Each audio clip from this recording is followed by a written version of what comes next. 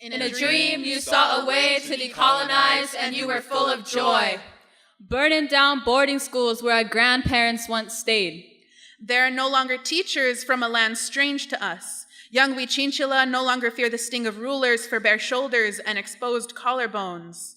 And young Wichasha learn respect and honor above all.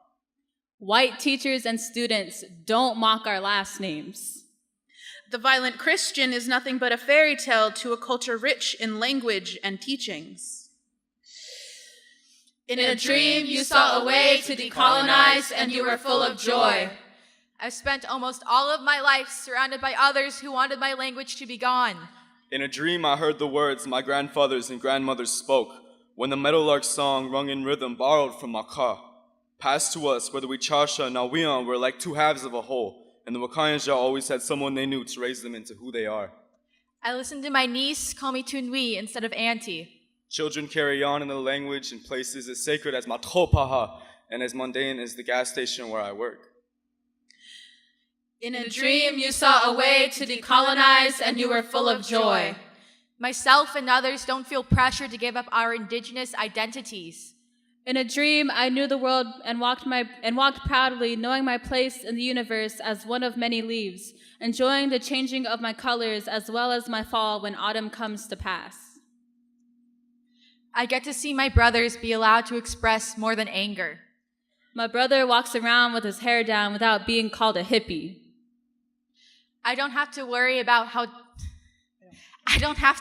my friends only being around because I'm native. I stay out in the sun for as long as I want without worrying about how dark I get. We don't rely on a book, a building, a man, or whatever to heal us.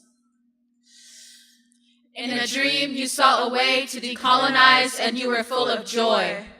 We don't worry about our girls, our women going missing and never being found.